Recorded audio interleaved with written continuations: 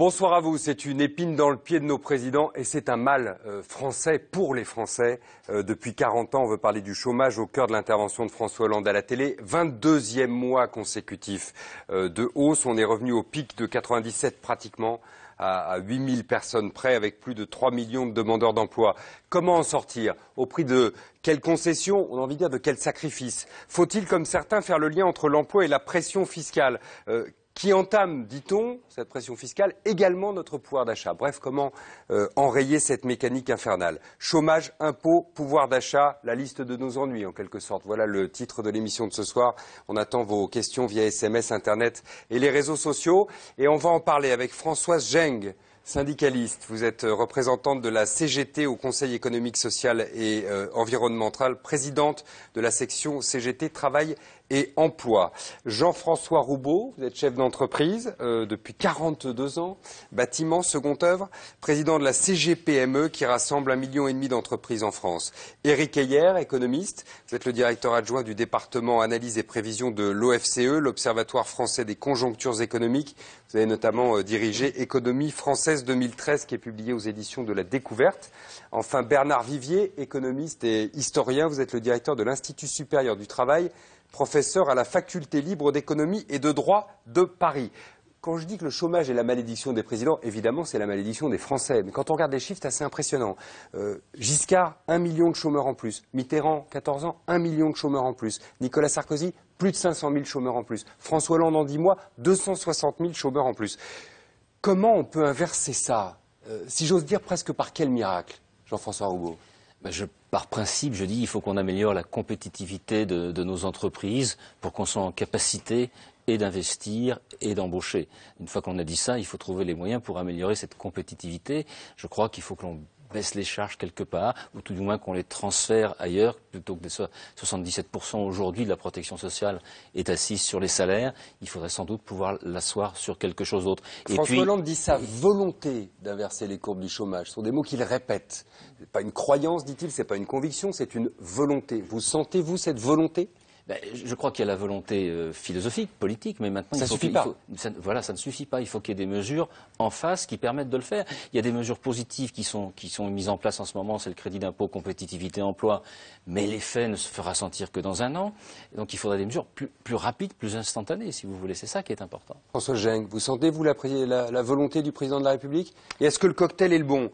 Des emplois aidés d'un côté, contrat de génération, contrat d'avenir, et puis de l'autre côté, pacte de compétitivité, réforme du marché du travail, que votre syndicat n'a pas signé d'ailleurs. Oui, tout à fait. Vous comprendrez que je ne partage pas la position qui a été avancée. Mon organisation, avec d'autres, n'a pas jugé bon cet accord pour l'emploi, et on y reviendra très certainement. Oui. Mais d'abord dire qu'il n'y a pas de fatalité au chômage. Ça, je pense qu'annoncer des chiffres comme ça, très forts, peuvent penser que le chômage n'est pas réversible.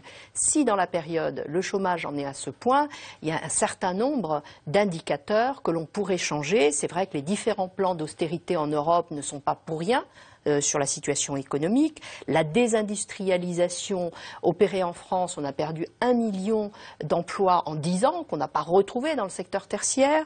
La faiblesse de la demande de la consommation, et là, vous comprendrez, Monsieur Roubaud, que je ne partage pas tout à fait les paramètres que vous avez donnés. Je pense qu'il faut aujourd'hui relancer la politique salariale pour les salariés de façon à aider la croissance à revenir. C'est un des paramètres. Tout ça, c'est intéressant parce que c'est un cercle. Vous dites qu'il faut redonner du pouvoir d'achat aux salariés pour relancer la machine économique et recréer des emplois. Complètement. Voilà. Vous dites qu'il faut baisser mes charges pour que je puisse en gros embaucher pour pouvoir augmenter demain mes salariés et relancer la consommation. Mais je parle de baisser les charges. Finalement, on est au deux bouts du même système. Hein. Oui, mais je parle aussi de baisser les charges, y compris sur les salaires, y compris sur les salariés, de façon à augmenter le pouvoir d'achat. Puisque les charges aussi salariales, elles existent, même si c'est l'entreprise qui la paye, c'est le salarié qui l'a en moins en net. Quand on voit en Allemagne, où on a un prix de main-d'œuvre à peu près identique de production, 30 € en Allemagne, 33 € en France, et M. Heyer le sait bien, on a 50% de charges payés sur les salaires en France quand on n'en a que 28 en Allemagne. Donc là, il y a un vrai problème, une vraie différenciation, si vous voulez. Moi, ce que je considère, c'est que si on baisse les charges patronales et salariales, on peut augmenter le pouvoir d'achat et donc libérer de la croissance. Pouvoir d'achat qui, pour la première fois cette semaine, depuis 1984, Officiellement, parce que je crois qu'il y a un certain nombre de Français qui ont le sentiment que leur pouvoir d'achat, il baisse depuis un petit moment. Officiellement, moins 0,1, c'est une première depuis 84. Ça, c'est lié, pour le coup, Éric Heyer ? C'est lié à la politique d'austérité. Alors, pour rebondir, d'austérité ou au fait qu'il y ait 3 millions de chômeurs en France et que forcément... pourquoi les Français ont le sentiment de perdre en pouvoir d'achat? En fait, ils perdent pas réellement en pouvoir d'achat, mais ils ont un pouvoir d'achat qui augmente très lentement depuis un moment. Mais il n'y avait pas de baisse du pouvoir d'achat. Là, maintenant, il y a une vraie baisse du pouvoir d'achat, c'est-à-dire que globalement, les salaires ne progressent pas. 0,1%. Voilà. Mais oui, c'est en négatif. D'accord. Et c'est une moyenne, ça veut dire qu'il y en a qui gagnent et il y en a d'autres qui perdent beaucoup plus. Donc il y a vraiment des personnes qui perdent énormément. Donc, mais pourquoi il y a l'austérité en plus? C'est-à-dire que globalement, ce que nous dit l'INSEE, c'est que les salaires ont progressé en 2012. C'est-à-dire que s'il y avait eu que des salaires, il y a eu une augmentation du pouvoir d'achat. Mais pas énormément, compte tenu de l'inflation, pas énormément. Le problème, c'est que il y a eu des pressions, des augmentations d'impôts qui sont venues greffer un peu ce pouvoir d'achat et même complètement d'un point de vue. Donc là, il y a le double cocktail, il y a un chômage élevé. Donc quand il y a un chômage élevé, il y a des salaires qui progressent pas très rapidement. Et deuxièmement, il y a eu une politique d'austérité. Quand on nous a dit mais non, on n'est pas encore dans la politique d'austérité. Mais si, on y est. Et bon, il faut attendre quelques mois quand l'INSEE nous donne les chiffres officiels. Oui, la politique d'austérité, par l'impôt, est venue amputer le pouvoir d'achat. Et donc il y a un pouvoir d'achat qui est négatif. Mais moi, j'aimerais rebondir. Moi, je suis complètement d'accord avec cette idée qu'il n'y a pas de fatalité au chômage. Je pense que la phrase de François Mitterrand, en termes de chômage, on a tout essayé et rien n'a fonctionné, c'était loin d'être sa meilleure phrase. Parce que vous avez rappelé les chiffres qui sont justes. Oui. Sauf que, à l'intérieur de ces chiffres qui sont justes, il y a des fluctuations. Oui. Est-ce qu'on se souvient que juste avant la crise, en 2008, le taux de chômage était à 7,1%. C'est-à-dire que globalement, on est passé en 2006-2007, on a perdu 2 points de chômage sans tension inflationniste. Ça veut dire que quoi? Ça veut dire que le marché du travail est suffisamment flexible pour absorber un certain nombre de main-d'œuvre sans pression inflationniste. On était autant compétitif en 2007 qu'aujourd'hui, et on arrivait donc à avoir 2% de croissance. Donc à moins de 2 millions de chômeurs. Le problème de mon point de vue, c'est qu'on arrive à faire baisser le chômage. Ça a été vrai entre 2006 et 2008, ça a été vrai entre 97 et 2001, on a baissé de 3 points le chômage. Le problème, c'est que dès qu'il n'y a plus de croissance économique, on ne sait pas gérer politiquement les mauvaises périodes conjoncturelles. C'est-à-dire qu'on fait tout de travers. C'est-à-dire qu'on devrait faire des emplois aidés quand la conjoncture est mauvaise, on les fait quand la conjoncture est bonne.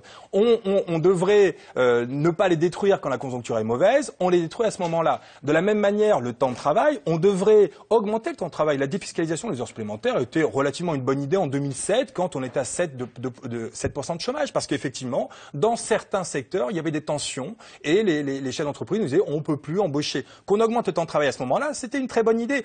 Qu'on continue à l'augmenter pendant la crise économique, c'était une absurdité. D'ailleurs, les Allemands, avant la crise, avaient le même taux de chômage que nous. Donc, en 2008, on est au même score. Le même score. Et là, ils arrivent à le baisser et nous, on augmente. Mais qu'est-ce qu'ils ont fait depuis le début de la crise? Ils ont baissé le temps de travail. Ils l'ont baissé de 3,8%. Quand nous, on l'a baissé de 0,2. Comment l'ont-ils baissé? En faisant du chômage partiel. C'est pas une histoire de 35 heures. C'est, on fait du chômage partiel, on fait des accords un petit peu ce qui ont été signés pendant le 11 janvier, c'est-à-dire maintien de l'emploi contre baisse du temps de travail et des salaires, et utilisation des comptes épargne-temps. Et lorsque vous avez une baisse de votre volume horaire, mais que cette baisse, vous la faites par la durée du travail et pas par l'emploi, eh ben, mécaniquement, on détruit moins d'emplois et le chômage arrive à baisser. Alors, regardons la situation, si vous le voulez bien, puis on va poursuivre évidemment cette discussion parce que c'est passionnant. Au mois de février, le chômage a donc encore augmenté de 18 000 personnes, un peu plus en vérité. On flirte avec le record de 97, plus de 10%, 10,2% des actifs sont désormais sans emploi. Et comme depuis 22 mois consécutifs, les premières victimes sont les seniors et les chômeurs de longue durée. Lise Barcellini avec Guillaume Biron. Ce n'est pas un problème de conviction, ce n'est pas simplement une croyance, c'est une volonté, c'est un objectif, et je m'y tiendrai. Le président persiste et signe. Il prévoit toujours d'inverser la courbe du chômage d'ici la fin de l'année. Pourtant, les derniers chiffres ne sont guère encourageants. 18 400 chômeurs de plus en février, plus 10,8% en un an, loin, très loin d'une embellie. Dans cette agence Pôle emploi de Pantin, la file d'attente n'est pas prête de diminuer. La file d'attente, oui, enfin, on est une agence qui reçoit environ 250 à 300 demandeurs d'emploi par jour. Voilà, sans compter les entretiens d'inscription et les entretiens de suivi d'accompagnement. C'est uniquement les entretiens comme ça sur flux. Touchés particulièrement, les jeunes et les seniors. Le taux de chômage des plus de 50 ans a augmenté de presque 1 point en un mois. J'aurai bientôt 60 ans. Bon ben j'essaye de tout. J'attends les réponses. Bon, on me téléphone, on m'écrit, tout ça, mais on veut pas de moi, quoi. Je fais tout. Je cherche, j'envoie, mais ça marche pas. La conseillère m'a fait comprendre que c'est super compliqué maintenant pour trouver une formation, retrouver un emploi. Il va falloir patienter, il faut faire les démarches, il y a plein de démarches à faire. Donc voilà, c'est un peu frustrant pour nous de retrouver un emploi plus rapidement. On sait qu'à présent, quand on ne travaille pas, on est demandeur d'emploi, c'est pas facile du tout. Pour faire face à l'afflux croissant de chômeurs, Pôle emploi recrute 2000 CDI opérationnels à la rentrée prochaine. Une annonce qui survient dans un contexte tendu. Le 13 février dernier, un chômeur s'est immolé devant Pôle emploi à Nantes. Dans l'agence de Pantin, jamais d'actes aussi extrêmes, mais des tensions, parfois. Il nous arrive d'avoir des incidents aussi, des demandeurs d'emploi qui sont excédés. Donc effectivement, non, personne n'est à l'abri. Mais ceci dit, on est quand même formé. C'est des incidents qui sont à la marge, si vous voulez. En attendant les renforts, Pôle emploi n'est-il pas débordé? Pour réponse, un message bien rodé. Mais pas à flux tendu en ce moment. Écoutez, la répartition qui a été faite suite à la nouvelle organisation permet en tout cas d'absorber complètement le nombre de demandeurs d'emploi qu'on a sur ce site. Changement d'ambiance dans cette association de chômeurs. Ici, le message est tout autre. Parce que je pense que tout le monde se rend bien compte que le contexte est catastrophique et que n'importe qui peut se retrouver de perdre son emploi, quoi. Autour de la table, un représentant syndical de Pôle emploi et une association de chômeurs. Les deux côtés du guichet donc. Et un constat identique, le chômage explose, la détresse aussi. Moi je suis syndicaliste à Pôle emploi, c'est une collaboration qu'on a depuis longtemps avec les associations de chômeurs. Mais là ça a redonné une grande vigueur depuis le drame de Nantes, avec le demandeur d'emploi qui s'est immolé devant Pôle emploi. Et donc il y a eu une onde de choc, on pourrait dire, à la fois du côté des chômeurs, mais aussi du personnel de Pôle emploi. Salariés de Pôle emploi et chômeurs, même combat et même espoir, que le chômage baisse enfin. Mais pour eux, l'objectif du président tient plus du mirage que du miracle. On a l'impression un peu qu'on a affaire à un espèce de mage qui, dans sa boule de cristal, nous annonce en permanence que le chômage va baisser, vous verrez à la fin de l'année. Sauf qu'on voit qu'il y a déjà des promesses qui sont remises en cause petit à petit au fur et à mesure que les chiffres tombent. Donc nous, on veut du concret et dès maintenant. Le chômage, priorité et inquiétude numéro 1 des Français. Ce soir, François Hollande devra tenter de les rassurer. Question d'un téléspectateur ou d'une téléspectatrice. Quels sont les éléments objectifs, je vous pose la question Bernard Vivier, qui permettent de penser qu'inverser la courbe du chômage avant la fin de l'année est possible, objectivement? J'en vois peu. Nous avons une situation qui continue à se dégrader. Elle se dégrade depuis de longues années. Nous avons un taux de chômage de 10% de la population. Chaque jour, il y a à peu près 1000 chômeurs, ce qui veut dire qu'au moment des municipales, parce que le rendez-vous politique risque d'être difficile, avec la montée des extrêmes, et on aurait à peu près 400 000 chômeurs de plus. Depuis mai dernier, il y en a 250 000 de plus. On prolonge la courbe, on arrive à 400 000 chômeurs. C'est 1,5 fois la ville de Nantes. Pas l'agglomération de Nantes, mais la ville de Nantes. Donc, pour répondre à votre question, nous sommes dans le trou noir, dans le tunnel. Ça, c'est sur le court terme, c'est-à-dire à la fin de l'année ou au milieu de l'année prochaine. C'est-à-dire vous ne voyez pas une seconde la courbe se briser et repartir à la baisse. La reprise économique ne se fait pas en France, elle ne se fera pas d'ici de longs mois.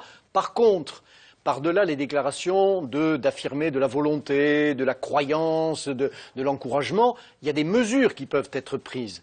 Ces mesures ne produiront pas leurs effets dans un court terme. Elles peuvent produire des effets dans un long terme. Lesquelles? Celles qui sont déjà proposées? Alors, les mesures, attention, ne regardons pas uniquement l'État. Quand ça ne va pas, on se tourne toujours vers le roi.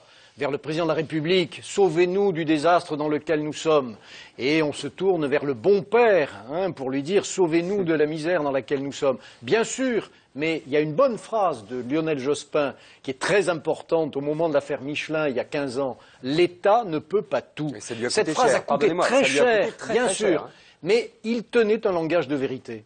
L'État ne peut pas tout. L'État peut beaucoup de choses. Le président de la République actuel a dit « Je vais lancer une réforme de la formation professionnelle ». Voilà un grand chantier important, de façon à ce qu'il n'y ait pas aujourd'hui simplement à peu près 10% des chômeurs qui reçoivent une formation. Et sans pour autant dégarnir ceux qui sont au travail et qui ont besoin d'une formation, parce que c'est là la meilleure assurance chômage. Vous dites quand même que le mage Hollande a tort de faire des prédictions, puisque de toute façon, il n'a pas la main. Exactement, exactement. Mais les autres acteurs, ce sont les acteurs syndicaux et patronaux, ceux qui en direct organisent le marché du travail. Ceux qui, par exemple, en janvier dernier, ont signé un accord qui a ses imperfections, qui est plutôt fait pour les grandes entreprises que pour les petites, mais qui est en train d'installer l'idée que dans un contexte de rigueur et d'austérité durable, il est possible de créer des équilibres, des concessions réciproques. Certes, toutes ne sont pas parfaites, loin de là, mais de montrer, on l'a vu ensuite, chez Renault par exemple, qui est un accord terrible, 7500 emplois supprimés chez Renault, mais pour maintenir l'appareil en attendant que l'entreprise revienne à meilleure fortune. Et là, on voit des organisations syndicales, certaines refusées, d'autres acceptées. Donc, le jeu syndical est un jeu difficile aujourd'hui. La nature du syndicalisme, c'est pas d'accepter des remises en cause d'avantages acquis. Mais, si c'est pour mieux rebondir ultérieurement, et les syndicats ailleurs en Europe le montrent, ça vaut la peine d'essayer. Attention que ce ne soit pas un jeu de dupes. Donc ça, c'est pour vous, François Geyne. C'est dans votre jardin, d'une certaine manière.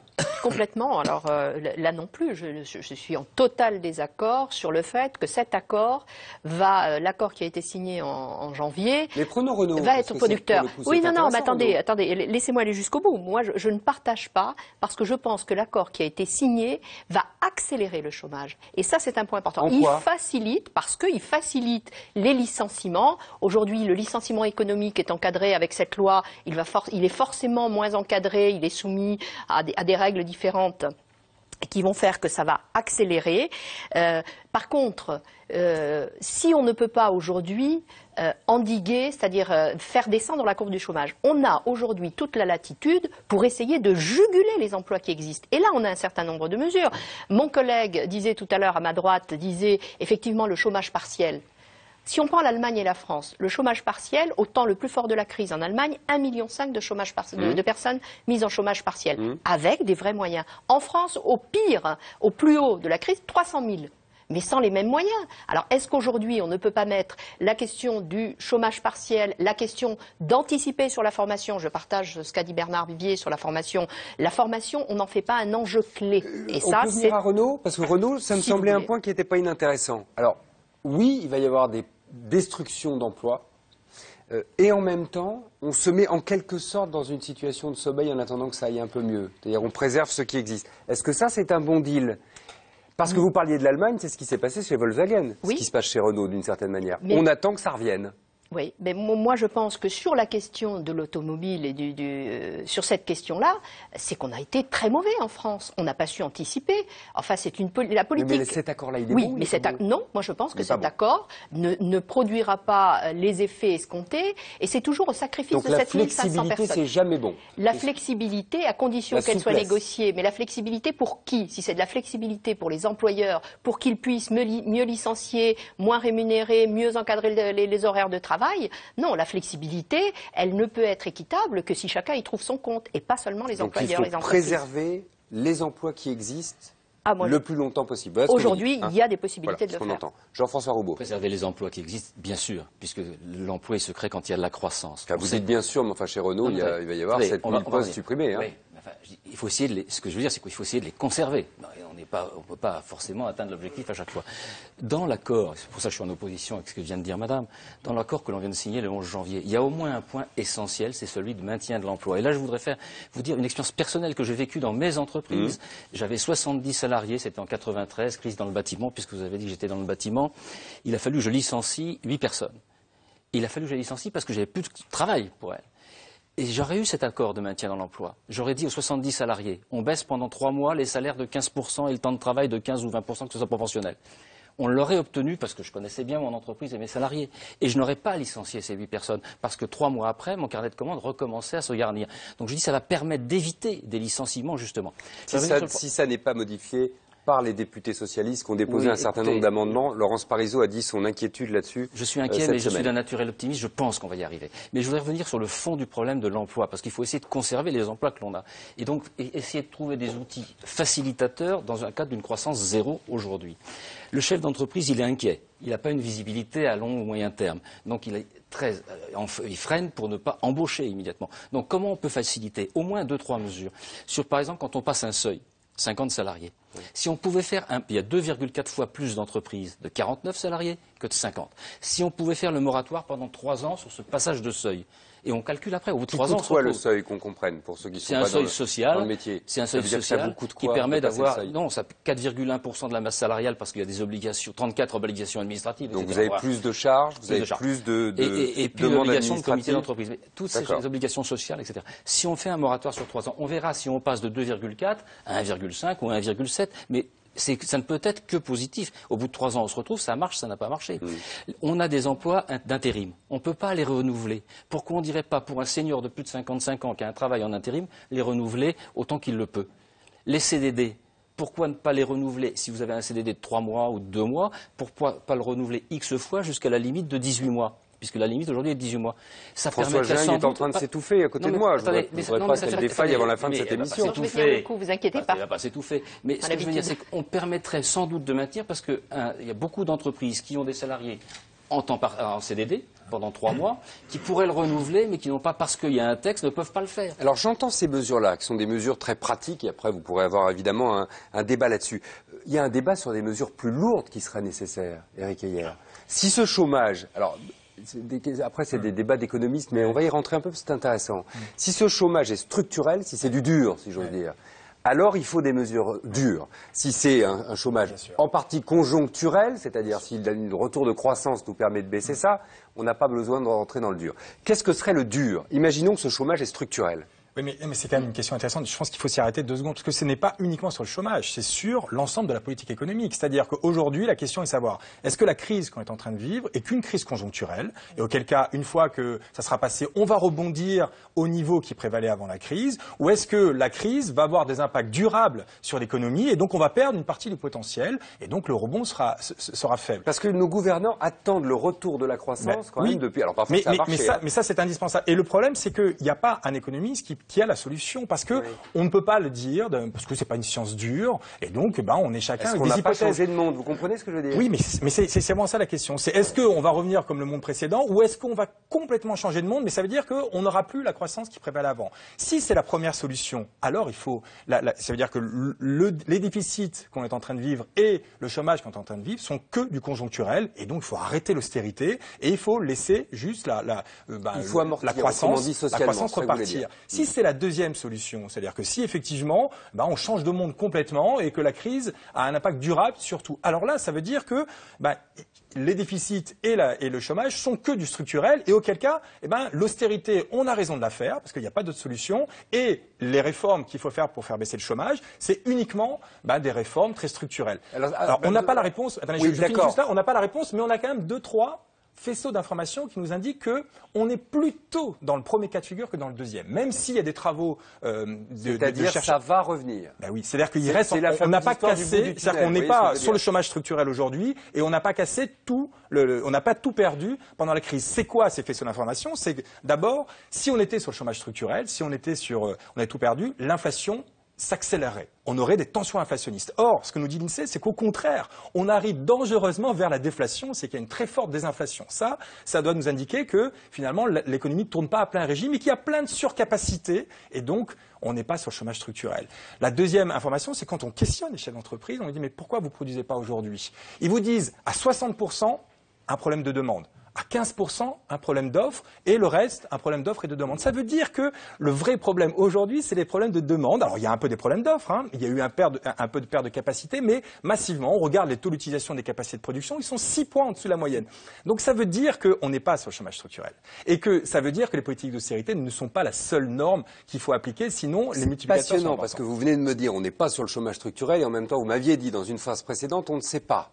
On a des indices, c'est-à-dire qu'on ne sait pas exactement où on est. Bon. On ne sait pas où est le chômage structurel. C'est-à-dire qu'on ne sait pas s'il est à 5, à 6, à 7. Ce que l'on sait, c'est que le chômage aujourd'hui il est à 10 et que le chômage structurel n'est pas à 10. Bon. C'est-à-dire qu'après, c'est un débat d'experts. Est-ce qu'il est à 6, à 7? Mais en ça tout cas, il change n'est pas à tout, 10. si je comprends bien. Ça change tout. Ça veut dire met en œuvre. Ça veut dire que pour moi, le problème d'aujourd'hui, c'est que je pense que les politiques de l'emploi menées par le gouvernement sont plutôt des bonnes politiques de l'emploi. Le seul problème, c'est qu'on fait une politique d'austérité en Europe qui est surdimensionnée et donc qui vient balayer tous les effets positifs que pourraient avoir les politiques de l'emploi, et on s'étonne dans ces conditions-là que le chômage augmente. Non, c'est la méchante Angela Merkel qui nous causerait le chômage en France. Je pense qu'il y a ce débat entre. Elle n'était pas là sous Giscard, Angela Merkel. Mais parce que le débat qu'on vient d'avoir, on peut l'avoir avec d'autres économistes qui vous disent mais non, il s'est trompé, on est sur le chômage structurel, et si l'idéologie qui est à Bruxelles, non, on est aujourd'hui sur le chômage structurel et on a tout perdu en potentiel, ça légitime l'austérité. On peut envisager l'autre possibilité, Bernard Vivier? Oui, on est sur du structurel beaucoup plus haut que prévu, et Angela Merkel a raison. Il n'y a pas d'alternative. Voilà ce qu'elle dit. Qu'est-ce qu'il faut faire? Le marché de l'emploi est une chose, mais l'économie, les changements structurels de l'économie sont aujourd'hui bouleversés, transformés en profondeur par l'accélération de la mondialisation. C'est-à-dire que les acteurs qui ordonnent le marché du travail, la vie économique, ne peuvent plus être ceux qui existaient il y a seulement 15 ans ou 20 ans. En clair, les États ne sont plus protecteurs, régulateurs, distributeurs de statuts collectifs. Et donc ce sont les contrats qui demandent à être mis en place. Alors, si on ne veut pas que ce soit uniquement les contrats individuels, c'est-à-dire en fait le rapport du faible salarié au fort l'entreprise, il faut que ce soit des contrats équilibrés, des contrats collectifs. Dans le langage d'aujourd'hui, on dit des conventions collectives. C'est-à-dire que les acteurs s'organisent. Nous, vous renvoyez beaucoup aux partenaires sociaux depuis tout à l'heure. Vous dites en gros c'est là que ça se joue. On vient de faire aujourd'hui un sondage par l'Institut CSA, nous à l'IST. On a posé la question, pour chacun des acteurs suivants du dialogue social, diriez-vous qu'il joue un rôle plutôt positif ou négatif pour améliorer la situation du marché de l'emploi? Plutôt négatif, les syndicats de salariés, les directions des entreprises, l'État, les syndicats patronaux, 48, 50, 58, c'est pas bon. Alors, qu'est-ce qui reste? Les collectivités locales, les communes, les conseils généraux, les conseils régionaux, plutôt positifs. Ça, c'est un clin d'œil à ce qui se passe dans d'autres pays européens, où on voit, par exemple en Scandinavie, que quand dans une entreprise, il y a des suppressions d'emplois, on ne met pas dehors en leur disant bonne chance aux salariés. Ces chômeurs sans emploi sont pris en charge essentiellement par les collectivités locales, suivis par l'entreprise, suivis par l'organisation syndicale qui rend des services aux chômeurs et aux actifs. Et quand l'entreprise revient en meilleure forme, ça y est, une grande partie d'entre eux sont réintégrés. Autrement dit, il n'y a pas le bonheur dans l'entreprise et le malheur absolu à l'extérieur. Et ça veut dire aussi c'est la fameuse flex sécurité. Exactement. Mais on peut être licencié en 15 jours dans un claquement de doigts et on est formé pendant sa période de chômage. Et à ce moment-là, les organisations syndicales dans ces pays-là ne sont pas en train de réclamer des grosses valises de billets pour partir ou monter des procédures pour retarder le plus possible ce qui de toute façon va se produire, la fermeture du site ou la restructuration, mais simplement à ce moment-là, eh bien, engager des actions de formation, d'anticipation extrêmement exigeantes, comme le rapport Gallois l'a indiqué et l'accord du 11 janvier dernier, vous m'y voyez finalement très attaché, eh bien faire en sorte qu'il y ait une présence des représentants des salariés dans les instances d'orientation des entreprises. C'est une vieille idée. Le général de Gaulle avait ça, il appelait ça la participation aux décisions. Je voudrais qu'on se pose la question des gisements d'emploi. On va dire que ça n'est pas totalement structurel, on va être optimiste. Avec vous, Éric Heyer. Gisements d'emploi, donc issus notamment de la fameuse transition énergétique. On parle de 120 000 emplois potentiels dans l'écologie, dans le vert. Le seul secteur de l'éolienne offshore, par exemple, pourrait permettre de créer 47 000 emplois d'ici 2020. Est-ce que c'est un mirage vert ou un miracle vert? C'est une enquête signée Alice Malbert avec Stéphane Lopez. Déjouer la crise en préservant l'environnement, c'est tout l'enjeu des emplois verts. Il y en aurait environ 300 000 à ce jour, et la ministre de l'écologie en promet 100 000 supplémentaires d'ici 2016. C'est un objectif crédible, tout à fait réaliste au regard du fait que la France, vous savez, elle a des savoir-faire, elle a des grandes entreprises, mais aussi un tissu de PME dans ce domaine des éco-activités, des éco-industries, et donc c'est un objectif crédible. Un objectif ambitieux, mais la réalité est bien plus nuancée. Le secteur de l'énergie solaire en est l'exemple le plus probant. À Vénissieux, le géant industriel allemand Bosch met en vente son usine de production de cellules photovoltaïques. En cause, un arrêt des subventions sur les nouvelles installations en 2010 et la concurrence chinoise. Le montant des pertes est considérable. En 2012, le groupe a perdu plus d'1 milliard d'euros et les pertes continuent. Et nous n'avons pas vu de scénario dans lesquels ces pertes pourraient être réduites significativement. Et ce niveau de perte menace la survie du groupe si elle continue. Conséquence en France, 200 emplois menacés et des salariés qui comptent à tout prix sur un nouveau repreneur. On a un personnel qui est aujourd'hui qualifié, formé sur cette nouvelle technologie. On a des clients, on a un marché, on a la volonté du gouvernement français de mettre en place une filière du photovoltaïque. Donc il n'y a aucune raison que l'usine Bosch de Vénissieux, qui est aujourd'hui la plus moderne d'Europe dans la fabrication des modules photovoltaïques, ne trouve pas sa place dans ce pulse. Des mesures d'urgence ont été prises pour soutenir le photovoltaïque, mais le mal semble déjà fait. 14 500 emplois ont été détruits dans la filière entre 2010 et 2012, soit près d'un poste sur 2 en France. Mais la transition énergétique a bien d'autres ressources, comme les énergies marines renouvelables, nouveaux pourvoyeurs d'emplois verts. Éoliennes en mer et autres hydroliennes sont au cœur des préoccupations de quelques industriels français. Et pour cause, le gouvernement a fixé l'objectif de 6 000 MW d'éoliennes offshore d'ici 2020, soit l'équivalent de la consommation de 5 millions de maisons. Le salon Click & Power accueille les entreprises du secteur de l'énergie qui recrutent. Une trentaine de sociétés et environ 1 millier de candidats s'y rencontrent chaque année. Paul Franc, 25 ans, est venu postuler chez Alstom. Voilà, moi je recherche un poste dans les énergies marines. Donc, je suis jeune diplômé de l'école centrale de Nantes. Donc voilà, est-ce que vous savez un peu par rapport à ça, si vous proposez des emplois ou... Alors il y a forcément des emplois dans le domaine, puisqu'on est vraiment en train de se développer sur ce marché. C'est à mon sens un domaine qui a beaucoup d'avenir. Donc là, si on regarde l'Europe à l'heure actuelle, on a déjà beaucoup de parcs qui existent. Après voilà, en France c'est le début. Il n'y a encore à l'heure actuelle aucun parc qui existe, il y a des projets qui sont en train de se faire. Ces fameux projets, c'est Alstom qui les mène. 3 parcs éoliens au large de la France érigés d'ici 2018 et 4 usines d'où sortiront 240 éoliennes. Un projet à plus de 100 millions d'euros et générateur d'1 millier d'emplois directs. Alors c'est un secteur porteur, je dirais, pour les années à venir. Si jamais vous regardez aujourd'hui le nombre de postes qui sont ouverts dans cette industrie, on en est vraiment au début. Les grands projets éoliens offshore en France, par exemple, vont commencer à être opérationnels à partir de 2017. Et ensuite, on va vraiment avoir un développement important. Donc aujourd'hui, on est dans vraiment le début, plutôt sur des postes de développement, d'ingénierie. Et puis ensuite, on va bien évidemment aller sur les postes de fabrication, sur les postes de mise en place des projets et enfin sur les postes de maintenance et d'opération, puisqu'il faudra maintenir, entretenir tous ces parcs d'énergie éolienne et d'énergie demain marine autre que éolienne. D'ici 2020, le secteur de l'énergie renouvelable pourrait être à l'origine de la création de 125 000 emplois en France.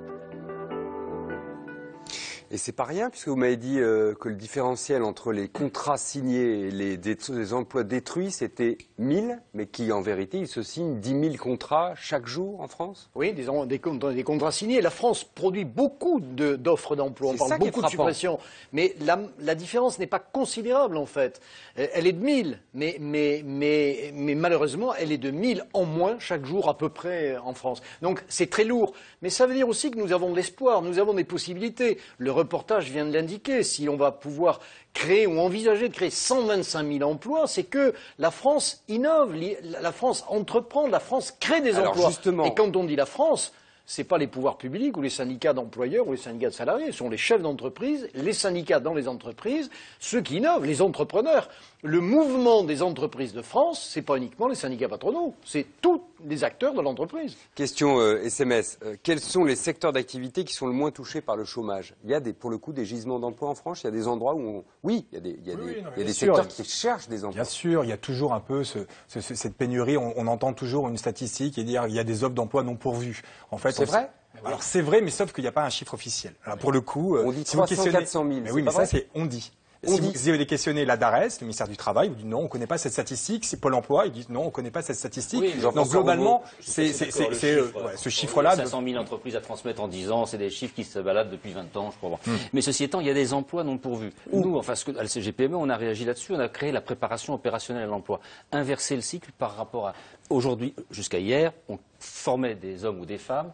Et une fois qu'ils étaient formés, on essayait de leur trouver du boulot. Aujourd'hui, on dit cherchons dans les branches où il y a manque du travail, où on cherche de la main-d'œuvre, formons-les sur des emplois souvent faciles, pendant 1 mois, 2 mois, 3 mois, et ensuite on les amène dans l'entreprise. Et si sur les 250 000 ou les 400 000 ou les 150 000. Quel secteur ? Mais dans l'hôtellerie, dans le bâtiment, dans la restauration, il y a des secteurs de métiers qui sont quand même assez simples en formation. Oui, mais d'ailleurs, il y a des prix Nobel en 2010 qui ont eu le Nobel sur une idée assez intéressante qui était justement, il y a des secteurs, il y a des destructions d'emplois, il y a énormément de destructions d'emplois, mais il y a des créations d'emplois. Et donc, le problème du chômage, c'est en grande partie un problème de mobilité, mais pas géographique, mais de mobilité. Une fois qu'on est dans un secteur, on nous apprend un métier et le chef d'entreprise nous spécialise au maximum et donc on n'arrive pas à lever la tête et donc on n'arrive pas à changer de secteur si ce secteur est en déclin. C'est très intéressant ce que vous dites, parce que dans le sondage que vous indiquiez tout à l'heure, CSA, 54% des Français se disent prêts à déménager. Pour eux, la mobilité, c'est déménager. Ce qui est déjà pas rien. Hein. Mais donc, quand du coup, on a acheté on voit bien sa petite que maison et qu'on a un crédit dessus, c'est pas si simple. Non, c'est vrai, mais c'est pas ça le problème en France. La mobilité est aussi bonne en France qu'ailleurs, et notamment en Allemagne. Vraiment ? Le problème, oui, vraiment, géographique. Le problème, c'est qu'on a du mal à changer de secteur. Et pourquoi on a du mal à changer de secteur ? C'est parce qu'on se spécialise dans un métier, et quand on tombe au chômage, on a peur de rester longtemps au chômage, contrairement à ce qu'on pense. Et donc, le but, c'est de retrouver très vite un emploi, mais dans le même métier. Et donc, du coup, si c'est un métier en déclin, on va aller de petit contrat en petit contrat, et au bout d'un moment, on arrivera dans un secteur qui est complètement en perdition, et ça fait du chômage structurel. Que nous disent ces 3 prix Nobel ? Ils nous disent que dans ces conditions, il faut justement bien essayer de voir quels sont ces secteurs en déclin, et dès qu'il y a un chômeur qui arrive de ce secteur-là, lui dire « Arrête, ne va pas rechercher un emploi, on va te former ». Mais qu'est-ce que ça veut dire ? Ça veut dire que la durée d'indemnisation doit être longue, elle doit être importante, ce que nous disent les prix Nobel. Or, qu'est-ce que l'on fait aujourd'hui ? On essaye de baisser la durée d'indemnisation, parce qu'on dit non, mais regardez, on est trop généreux, c'est trop longtemps. Mais non, ça veut dire qu'il faudrait que Pôle emploi fasse peut-être mieux son travail de ce point de vue-là, en essayant de voir qui sont ces chômeurs qui pourraient retrouver très vite un emploi parce qu'ils sont dans un secteur en forte expansion, et qui sont ces chômeurs qui finalement n'ont pas d'avenir dans ce secteur. Et là, il faut les former. Et les former, ça prend du temps. Et il ne faut pas que ce chômeur lui dise mais attends, c'est bien gentil, mais moi, si je reste au chômage pendant 6 mois, je vais perdre toutes mes allocations. Donc du coup, je préfère aller dans l'emploi, même s'il est précaire. Oui. Les Français sont surqualifiés, ils acceptent volontiers d'aller travailler dans le bâtiment ? Écoutez, on a régulièrement des chefs d'entreprise qui nous disent « moi je cherche un plaquiste, je ne le trouve pas ». Oui, mais je crois que c'est le rôle essentiel plaquiste, pour moi. C'est un exemple. Le rôle essentiel pour moi, Pôle emploi, c'est justement, il manque 100 plaquistes ou 10 ou 20 ou 30. Je vais aller chercher dans les chômeurs que j'ai dans le parc et je vais demander quels sont ceux qui veulent bien y aller. Et on en trouvera, vous savez, à partir du moment où il y a du travail derrière, les chômeurs, donc, ils ont veulent bien être formés pour changer de métier et devenir autre chose que ce qu'ils avaient prévu d'être. Je crois que de toute façon, c'est quelque chose qui est inévitable de plus en plus. On ne fera plus jamais le même métier pendant 42 ans de carrière dont vous me parliez tout à l'heure, sauf exception. On va changer de métier dans sa vie. Les chefs d'entreprise éventuellement pendant 42 ans. Oui, mais les chefs d'entreprise de différentes activités, parce qu'il y aura des activités qui vont baisser, il faudra en créer d'autres. Enfin, on est tous d'accord là-dessus. Mais c'est ça qu'il faut jouer. Il faut jouer cette souplesse, cette formation, je suis d'accord, mais il faut aller chercher les hommes et les femmes qui sont tout à fait d'accord pour retrouver du travail. Je pousse le bouchon et je vous provoque, Françoise Geng. Ça veut dire qu'il y a des secteurs d'activité qui ne sont pas des secteurs d'avenir qu'il faut accepter d'abandonner ? Je ne crois pas qu'il faille envisager le problème comme ça. Je pense qu'il y a des secteurs... J'imaginais bien que vous me répondriez ça. Écoutez, et pourtant, il y a des secteurs qui sont cités parfois en disant « écoutez, je suis désolé, mais là-dedans, on ne sera plus jamais compétitif ». Je pense qu'il y a eu des efforts de fait sur ces métiers-là. C'est des métiers qui n'avaient pas forcément bonne presse, bonne image, peu rémunérés, avec peu de formation et donc peu rassurants aussi pour le salarié. Moi, je pense que effectivement, la question de la formation, elle est centrale. Or, aujourd'hui, on court derrière les personnes quand elles sont au chômage, seulement 10% rentrent dans la formation, dans un processus de formation, et donc on est en retard. Pourquoi seulement 10% ? Parce qu'on n'offre qu'à compliqué. 10% de personnes ou parce que les gens n'ont pas envie ? Parce que c'est compliqué. Parce qu'en France, la question de la formation, elle est pas central. Il y a beaucoup d'acteurs autour de la formation, qu'aujourd'hui les acteurs majeurs, c'est ceux qui sont dans les territoires qui connaissent les vrais problèmes du chômage et que dans les régions, il n'y a pas un seul pilote, mais vous en avez beaucoup. Mais elle est financièrement centrale, si je peux me permettre. C'est combien, pardonnez-moi, le budget de la formation en France? 31 milliards. 32 milliards d'euros. 31 milliards, on ne peut pas dire que c'est rien. Non, c'est pas que c'est rien, mais c'est la façon dont c'est coordonné. Aujourd'hui, sur les territoires, vous avez les régions. Bernard parlait des collectivités locales, vous avez les régions, vous avez les OPCA, vous avez Pôle emploi, enfin un tas d'acteurs, et il n'y a pas de pilote. Or, c'est bien dans les territoires et dans les régions qu'on apprécie au mieux les situations. Après, je voudrais juste rebondir sur les chiffres qu'a cité Bernard et l'enquête qu'il a fait. Il y a les enquêtes, on peut en faire autant qu'on veut. C'est un sondage. Hein, un sondage, oui, tout à fait, le sondage. Moi, je ne crois pas que les organisations syndicales négocient des valises d'argent, etc. Je pense que les organisations syndicales dans les entreprises, elles ont conscience de la situation de l'emploi, elles se battent comme elles peuvent, et je pense que les premiers qui trinquent, et on l'oublie trop vite, c'est les salariés. Aujourd'hui, avoir une carrière avec 5-6 fois haché, je pense que la vraie réponse, M. Roubaud l'a un peu abordé tout à l'heure, c'est la sécurisation des parcours professionnels. La CGT y est attachée. C'est l'accord du 11 janvier, madame, c'est l'accord du 11 janvier. Non, l'accord du 11 janvier, non, il sécurise rien, et si l'accord du 11 janvier touche maintenant, enfin va faciliter la réduction de la rémunération, la flexibilité du travail, quand il y aura un accord qui s'attachera, M. Roubaud, quand il y aura un accord qui sera aussi équitable et qui s'attachera aux bénéfices des grandes entreprises et des chefs d'entreprise, aussi bien qu'on s'attache aux petites rémunérations des salariés, je n'ai aucun problème. Il faut savoir qu'aujourd'hui, 80% des chômeurs ne touchent que 1 000 €. Donc les chômeurs ne sont pas des nantis, ce ne sont pas des fainéants, mais je pense que cet accord-là est un accord nuisible. D'ailleurs, la CGT sera dans la rue avec les organisations et notamment FO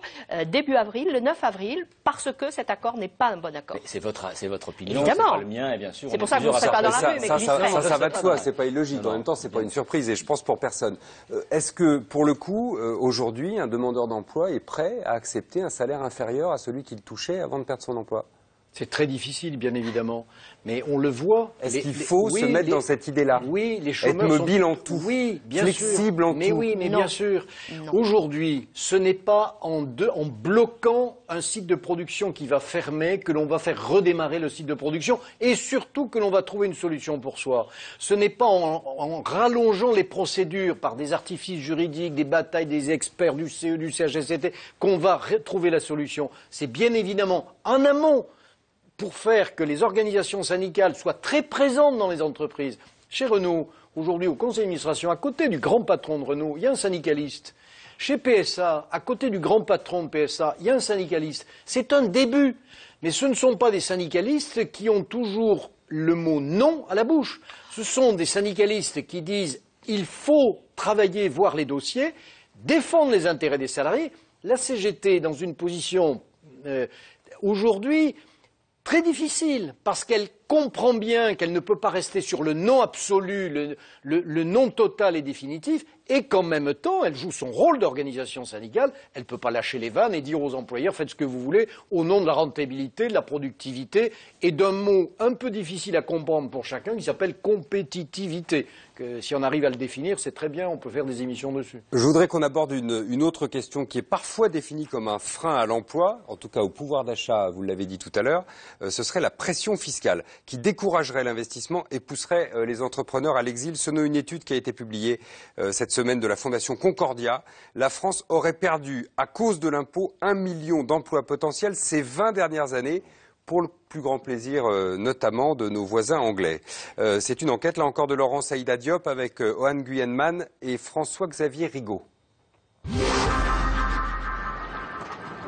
Certains l'appellent le paradis des entrepreneurs. Incitation fiscale, aide à la création d'entreprises. Londres bichonne les créateurs de sociétés et ça marche. Ils viennent du monde entier, surtout de France. Oui, bonjour, Didier Delmer à l'appareil Business Booster à Londres. Vous avez tenté de me joindre. À l'autre bout du fil, un entrepreneur français. Il veut des conseils pour payer moins d'impôts. Des appels de ce type, Didier Delmer en reçoit des centaines chaque jour. Et sa réponse est toujours la même. Il faut tout simplement déménager, hein. C'est simplement à savoir ouvrir une société anglaise. d'accord, avec le compte bancaire professionnel et personnel, et ensuite pour transférer tout ce qu'il y a transféré. Son job, faciliter l'exil fiscal. Il aide les patrons français à déménager. En 4 ans, il a créé plus de 1200 sociétés. Son chiffre d'affaires explose, fois 13. Les entrepreneurs, ils en ont marre, il n'y a rien qui change, les taxes sont trop élevées, le système administratif est largement trop lourd, il est archaïque, le droit du travail en France, il est archaïque, il date d'un autre âge, ok, alors qu'ici c'est vraiment en phase avec les années 2010, 2015, 2020, et la fiscalité, tout simplement. Donc les gens, ça, plus ça, plus ça, plus ça, plus l'arrivée du président Hollande en mai 2012, avec toute la communication, toutes les conneries qui ont été faites, le vase était déjà plein, il fallait une goutte, voilà. Didier accueille aujourd'hui un de ses clients. L'homme arrive directement de France. Bonjour Maurice, comment tu vas? Bienvenue in London. Après 20 ans à la tête de différentes entreprises, Maurice a décidé de tirer le rideau, vendre sa dernière société, laisser derrière lui sa dizaine de salariés et exporter son business à Londres. Sa motivation, échapper à la fiscalité française. Un choix difficile à assumer, mieux vaut rester discret. Un salaire français, 2000 € en France, avec les charges, ça coûte à l'entreprise 4000. Bon, ici, je vais le vérifier avec Didier, mais je me suis un peu documenté.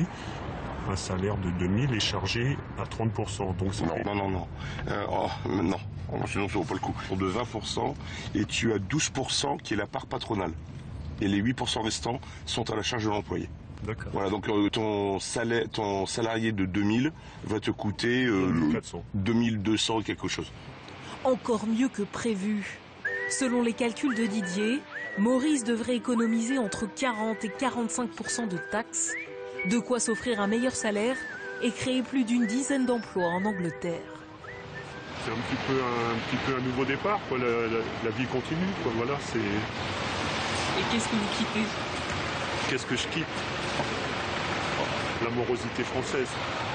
Aujourd'hui, la France ferait-elle fuir plus qu'elle n'attire? La fondation néolibérale Concorde tire la sonnette d'alarme. L'exil fiscal coûterait très cher au pays sur le terrain de l'emploi. Combien auraient-ils créé, ces gens-là, d'entreprises en France et combien auraient-ils créé d'emplois en France? Il est évident que si notre pays était attractif, si notre pays était un pays qui encourage le risque et l'entreprise et qui ne pourchasse pas les entrepreneurs sur le plan de la fiscalité, des contrôles, des exigences environnementales, etc., combien aurait-il en France créé d'emplois? Nous estimons que nous avons perdu plus d'1 million d'emplois directs en 20 ans. Un chiffre difficile à vérifier. Et déjà, certaines voix réclament la création d'une commission d'enquête pour y voir plus clair sur l'exil des entrepreneurs français. Peut-on faire baisser le chômage en multipliant les impôts sur les entreprises et les particuliers? Je connais un peu votre réponse, mais comme c'est la question d'un téléspectateur ou d'une téléspectatrice, je vous la pose. Mais je vais vous la rendre, bien sûr que non. Il faut améliorer la compétitivité, je le disais au milieu de l'émission, c'est pas en augmentant les charges, les impôts, etc. Il y a des impôts qu'il faudrait vraiment alléger. J'entendais dans votre émission, là vous parliez de cette personne de Concorde qui disait mais on a perdu 1 million d'emplois ou 100 000 emplois. Le chiffre, il dit 1 million. Bon, il dit 1 million. En 20 ans. Mais la seule certitude que j'ai, c'est que je vois bien des chefs d'entreprise qui, par le fait de la fiscalité, et je pense surtout à l'ISF, quittent le pays. Ces gens-là quittent le pays avec des moyens, continuent à investir, mais ils n'investissent plus en France. Alors, j'ai pas de chiffres, j'ai pas de dizaines de milliards, j'ai pas de millions, mais c'est une réalité que l'on peut vivre les uns ou les autres. Mais vous, la fiscalité... entrepreneur, Jean-François Roubaud, quand vous voyez que quand vous payez un salarié 2 000 en France, vous payez 4 000. Quand vous payez un salarié 2 000 en Angleterre, vous payez 2 200. Oui, mais attendez. Ça vous fait pas partir tout de suite? Ça dépend d'entre... Si c'est aussi miraculeux, pourquoi tout le monde s'en va pas? 1, parce que moi j'aime mon pays, j'aime la France et je resterai en France. Et 2, parce que j'ai aussi beaucoup d'emplois non délocalisables et que je veux essayer de maintenir les emplois que j'ai créés dans ma vie autour de moi, dans mes entreprises, parce que j'ai un devoir sociétal. Enfin, c'est ma conception de l'entreprise. C'est-à-dire que j'ai pas de conception le patron contre les salariés. C'est le patron et les salariés qui font marcher une entreprise. Et ça, c'est vraiment ma croyance et la croyance des entreprises de la CGPME. Le guide éthique que je donne à mes adhérents. Trop d'impôts tue l'emploi ou pas? Oui, effectivement, aujourd'hui, si on continue à augmenter les impôts et qu'on continue cette austérité, oui, forcément. Après, quel est le bon niveau d'imposition? C'est ça la bonne question. Alors, effectivement, mais moi, ce que j'aimerais dire ici, c'est que... Pardonnez-moi, non, attendez, c'est la question, elle est simple. Mais non, mais trop... Enfin, elle est simple, elle est trop simple, sans doute. Aujourd'hui, vous m'avez dit tout à l'heure, le pouvoir d'achat, il baisse, en particulier à cause de l'impôt. Si aujourd'hui... Non, mais alors... Il faut se mettre d'accord. Si notre objectif, c'est de réduire les déficits, d'accord, et on a deux solutions. Soit on le fait par l'impôt, soit on le fait par la dépense publique. Moi, je pense qu'aujourd'hui, il faut le faire ni l'un ni l'autre. C'est-à-dire qu'il faut arrêter avec ces réductions drastiques. Arrêter de réduire les déficits. Si, il faut le faire, mais de façon, on va 3 fois trop vite. C'est-à-dire que globalement, on essaye de le réduire, on fait des efforts structurels d'1,5 point de PIB chaque année, alors que les traités nous obligent à faire un demi-point. Donc pourquoi allons-nous aussi vite? On pourrait dire un demi-point d'austérité, ça suffit. On fait 1,5 point depuis 3 ans, depuis 2011, 2012, 2013. Alors, non, mais donc du coup, on a le choix. Si on dit, mais on n'a pas le choix. Il faut réduire les déficits à ce rythme-là, parce que c'est comme ça, c'est les marchés qui nous l'imposent. Qu'est-ce qu'il faut faire? De l'impôt ou des dépenses publiques? On n'a pas, c'est l'alternative.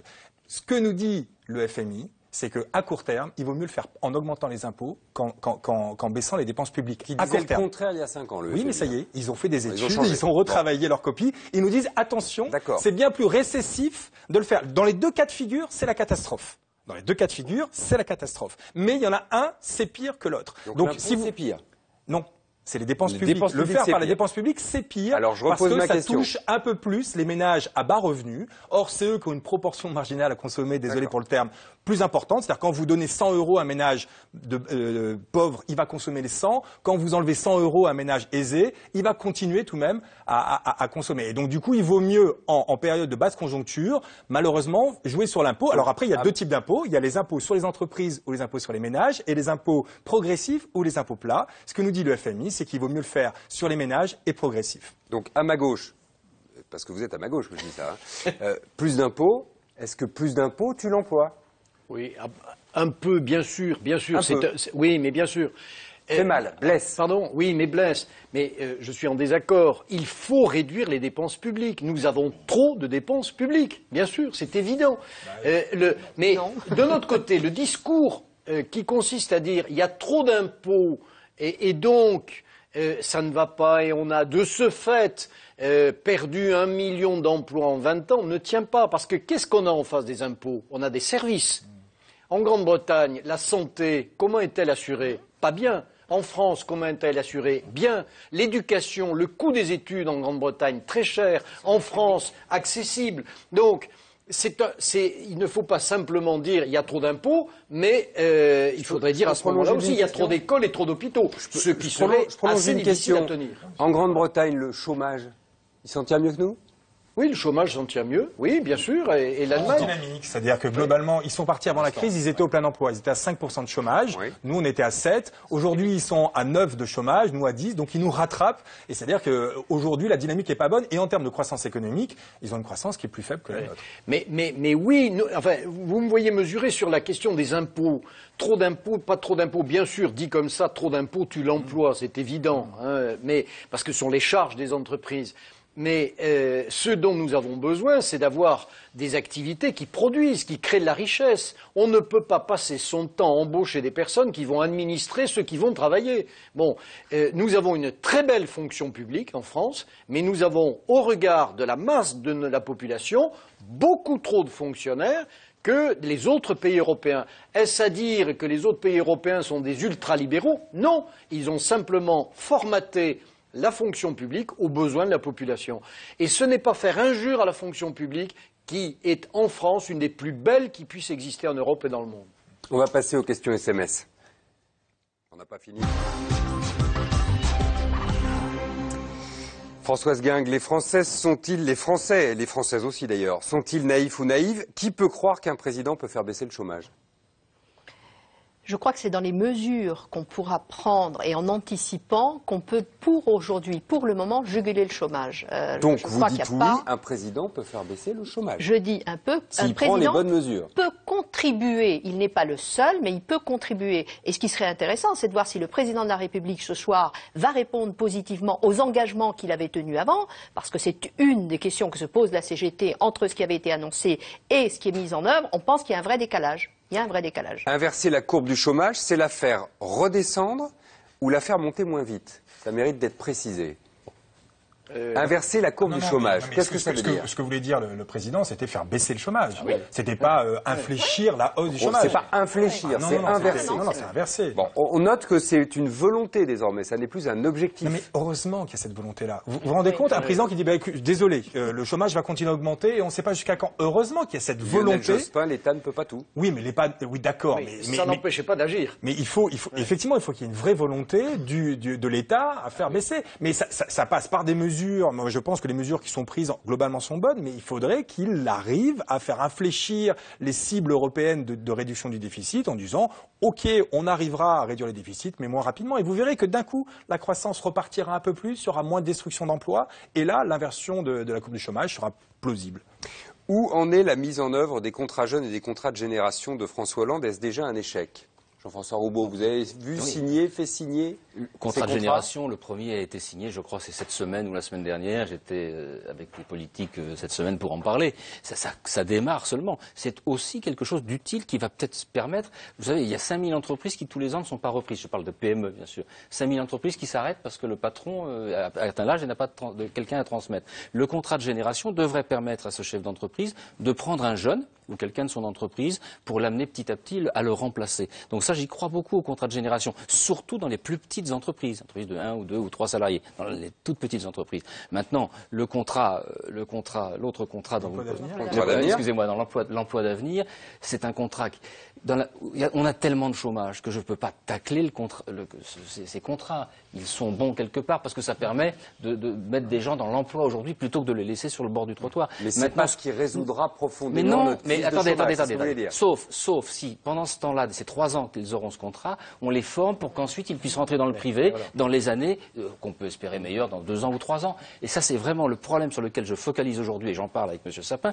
Il faut que ces contrats, on ait une formation pendant les 3 ans où ils sont dans le public pour les emmener vers le privé quand ça va repartir. Et n'oublions pas quelque chose d'important, c'est que ces garçons et ces filles qui ont entre 16 et 25 ans, pendant ce temps-là, ils vivent debout.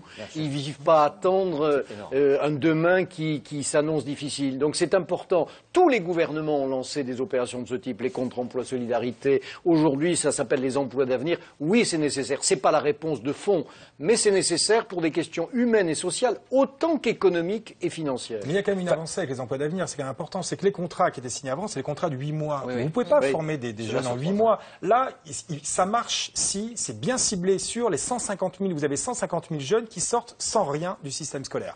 Eux, croissance ou pas croissance, il y a une probabilité à 95% qu'ils soient au chômage. Donc que l'État les prenne, c'est pas les entreprises qui peuvent les former, ces jeunes-là. Donc c'est bien à l'État de dire, bon, vous avez eu un échec scolaire, mais on va vous former, et on ne va pas vous former en 8 mois, en 3 ans. Donc il faut non seulement bien les cibler, pas comme les emplois jeunes, et surtout les former dans des emplois d'avenir, et donc bien cibler ces emplois d'avenir. Face au manque de décisions percutantes du président, Martine Aubry n'avait-elle pas raison avec ses phrases choc durant la primaire, Françoise Gueng?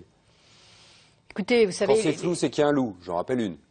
Oui, mais enfin, moi, je pense qu'il faut avancer. Il ne faut pas en rester aux déclarations qu'il y a eu aux primaires. Moi, si, par contre, du président de la République, vous trouvez ça flou ou pas, ce que fait le président de la République aujourd'hui? Non, je pense qu'il faut qu'il avance. Je pense qu'il faut qu'il passe à la phase concrète. Et j'attends ce soir de voir s'il rendra compte du fait qu'il va mettre en œuvre ce qu'il avait promis. Ça, c'est un vrai sujet. Parce qu'il y a quand même, aujourd'hui un vrai sujet sur cette question de l'emploi.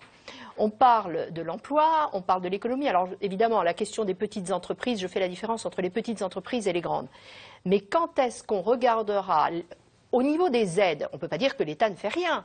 Il y a plus de 200 milliards. C'est ça, d'aide aujourd'hui pour les entreprises. Qui vérifie l'efficience de ces aides à l'entreprise? Personne. Personne ne vérifie. Il y a un groupe de travail actuellement. Oui, il est là, mais les 200 milliards, ils sont déjà donnés. Et on ne regarde pas s'il y a une vraie efficience. Je pense qu'on a des outils. Il suffirait aujourd'hui que les partenaires sociaux, parce que je considère qu'ils ont un rôle important, et notamment les organisations syndicales, puissent être dans un vrai dialogue social et une vraie construction de ce que peut être demain l'emploi. Or, on n'en est pas là. Y a-t-il des signes objectifs, même en germe, dit ce téléspectateur ou cette téléspectatrice, d'une amélioration de la conjoncture au niveau mondial? Au niveau mondial, oui. On est là, européen, on est là, on se dit... Allez. Au niveau mondial, si les pays émergents sont repartis, les États-Unis, bon, jusqu'en 2012 étaient repartis, c'est l'Europe. Mais l'Europe qui va mal. C'est le seul endroit au monde où il y a une récession. Et encore une fois, vous allez penser que je fais une phobie sur l'austérité, mais c'est le seul endroit, une fixette, c'est le seul endroit au monde où on fait une austérité aussi massive. C'est-à-dire qu'on a connu une crise majeure avec un désendettement des agents privés, et on est le seul endroit où, à ce désendettement privé, on rajoute un désendettement public. Là, il n'y a pas de secret. Et là, pour le coup, il y a le monde qui va repartir, mais l'Europe qui va rester en récession. Comment peut-on parler de réindustrialisation quand on continue à dédaigner l'enseignement technique? Qui veut répondre? Oui, enfin, on ne méprise pas. Il n'est pas hyper valorisé, l'enseignement technique. Non, c'est vrai, mais il y a quand même des efforts. Or, il y a là des gisements d'emploi. Oui, on en fait. Mais je veux dire, puisque vous cherchez des notes positives, pour la première fois depuis 10 ans, l'industrie repart un tout petit peu en croissance. Le chiffre d'affaires de l'industrie France a augmenté de 1,2% en 2012. Depuis 10 ans, on était en récession. On a perdu 80 000 emplois en 10 ans dans l'industrie. Bon, allez, il y a un petit signe positif. Et si ce signe est positif, les jeunes vont aller vers ça. Il faut en parler de l'industrie. C'est plein de métiers passionnants, d'ingénieurs, de techniciens et tout. Et l'industrie, il y en a partout. François Hollande attend le retour de la croissance européenne pour des résultats, mais la France sera-t-elle prête? Bernard Vivier. Dans nos mentalités, à l'évidence, pour l'instant, non. Parce que les partenaires sociaux ne sont pas en phase avec ce qui se passe ailleurs en Europe. Mais prenons tous les autres pays européens. Mais les Français sont en phase ou pas? Les Français, bien sûr. Ils sont prêts. Mais bien sûr. Encore, les Français considèrent que des acteurs de proximité sont pour eux beaucoup plus utiles à leur avenir que des acteurs éloignés, qu'ils soient patronaux, étatiques ou syndicaux. On a besoin de proximité, on a besoin de confiance. Et des directions qui sont trop éloignés des lieux de production, des hommes politiques qui sont trop éloignés du territoire, des syndicalistes. Donc quand c'est trop loin, c'est pas bien. Voilà, quand c'est trop loin, c'est pas bien. On a besoin de gens de proximité dans les entreprises qui fonctionnent, les managers, les encadrants, les agents de maîtrise, les cadres. Quand ils sont au cœur de leur équipe et non pas au-dessus et très loin dans leur bureau, ils vivent les problèmes et ils les règlent. Éric Heyer, on va faire un peu de pédagogie.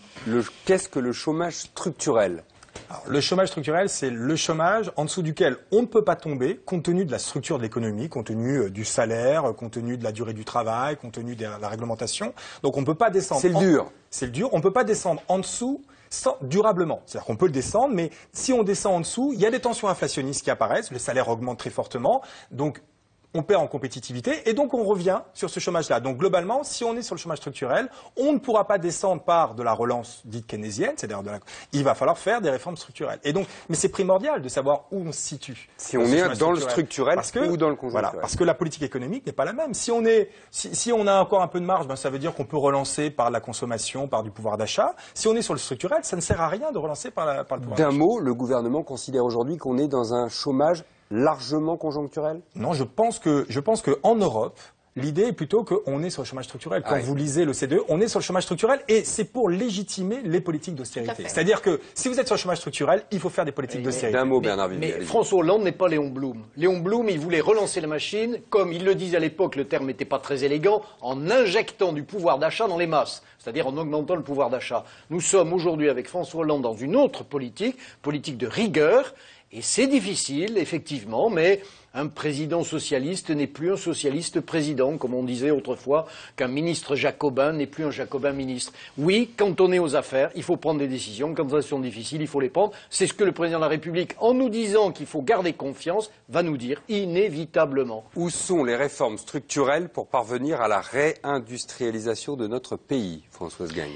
Et déjà, en termes de prospective, où se situe la réflexion sur une véritable et efficiente politique industrielle? Ça fait des années qu'on a lâché. La filière automobile, c'est un désastre en termes de prospective et de réflexion de ce qu'on a voulu faire de cette filière automobile. Et aujourd'hui, on nous dit, les salariés, écoutez, partez, 7500, et puis surtout, ne râlez pas. C'est et puis Renault, surtout, ça, hein. Oui, non mais ça fait partie de la filière automobile. Chez PSA, oui. Et je pense qu'on a manqué d'anticipation. Et je pense que là, les partenaires sociaux, en tout cas la CGT, elle revendique une vraie filière et une vraie politique industrielle. Et si elle ne lâche pas dans les entreprises, c'est aussi parce qu'elle y croit.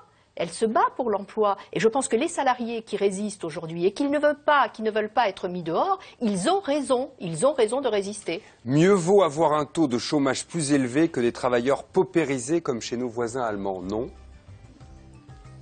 Oui, enfin, paupériser chez nos voisins allemands, je sais qu'il y a le Kurzarbeit, il y a des travaux extrêmement simples, très peu d'heures par semaine, etc., qui sont dramatiques. Mais très mal payés. Et ils sont là peut-être paupérisés. Mais le chômage n'est pas une fin en soi. Je veux dire, on ne va pas se satisfaire parce que l'autre est plus malheureux de l'autre côté. Moi, je voudrais revenir sur l'industrie parce que depuis 3 ans, il y a eu le Conseil national de l'industrie. Ça s'appelait plus comme ça il y a 3 ans, ça vient de changer de nom. Et là, tout le monde travaille, enfin, pour l'industrie, dans des filières avec les syndicats de salariés, avec les syndicats de patrons, pour essayer justement de démarrer. Et quand je vois la croissance pour la première fois depuis 10 ans de l'industrie, je me dis on a de l'espoir. Et il faut surtout penser que notre société ne fonctionnera que si on a de l'industrie, parce que les services et le commerce ne fonctionnent que si on a de l'industrie. Et pas l'inverse. Merci à tous les 4 de ce tour d'horizon. Ce C'est dans l'air sera rediffusé ce soir à 22h30. Demain, vous retrouvez Yves Calvi.